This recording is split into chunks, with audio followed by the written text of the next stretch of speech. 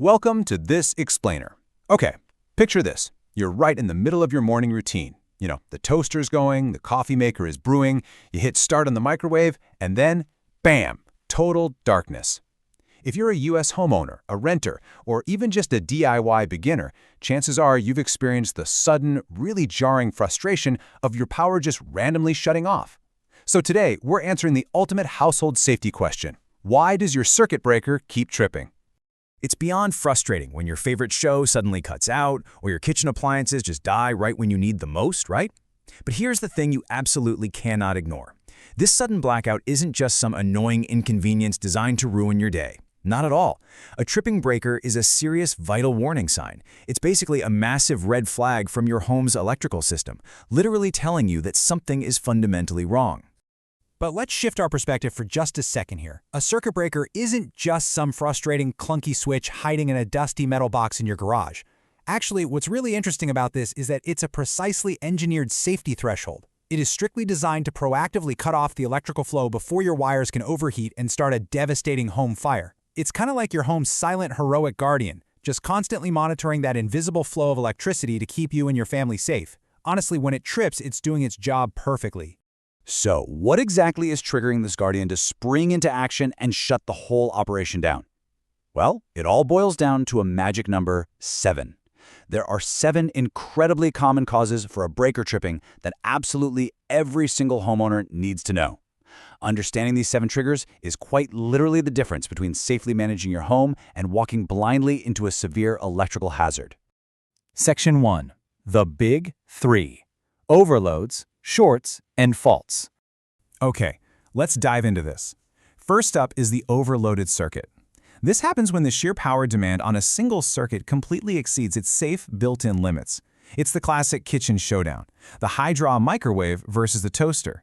If you plug them into the exact same circuit and run them simultaneously, you're asking those wires to pull way more current than they can safely handle.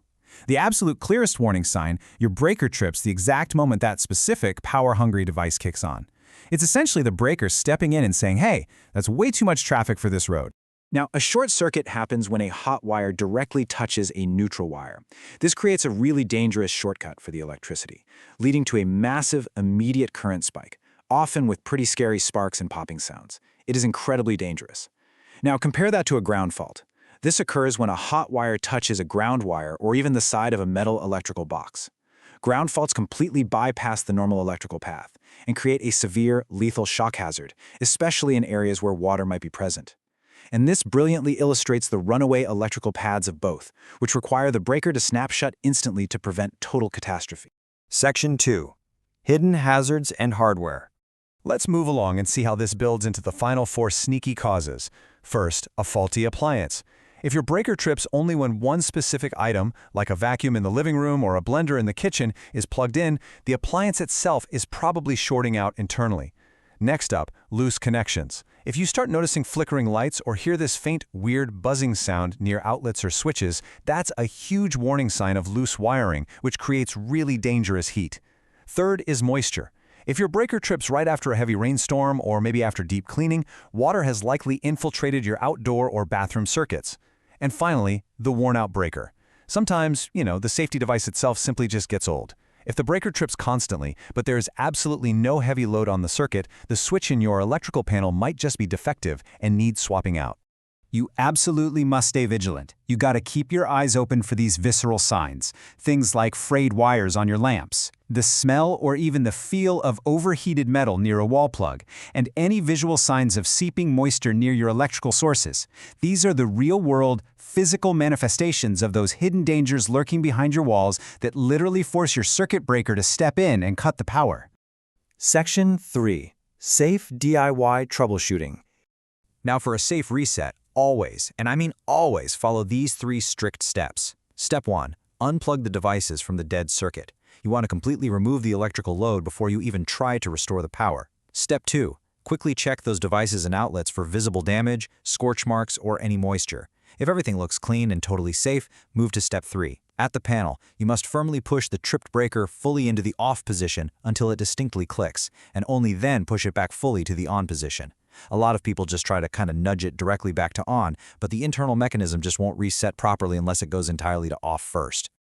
But hear me on this. Stop. Do not, under any circumstances, force a breaker to stay on. If you follow those reset steps, flip it to on, and it aggressively snaps right back to the tripped position, do not tape it down. Do not physically hold it in place.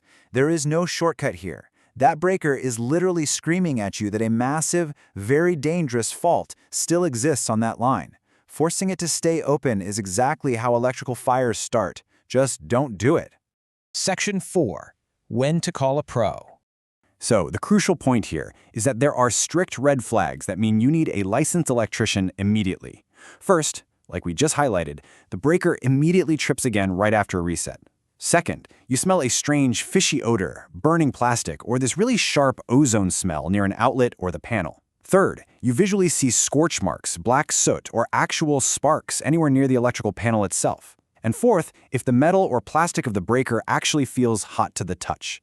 If you encounter even one, just one of these severe indicators, step away from the panel, leave the circuit off, and get a certified professional on the phone right away. As we wrap up this explainer, I want you to ask yourself, is your home's silent guardian trying to tell you something right now? A tripping breaker is almost never just a random accident, right? It's a critical line of communication from your home's electrical system. Prioritize your safety, listen to what your panel is telling you, and please, never hesitate to call in the experts when things get dangerous. If you found this breakdown helpful in understanding your home a little bit better, please like, subscribe, and drop a comment down below sharing your own electrical troubleshooting stories. We learn best when we share our experiences with each other. Until next time.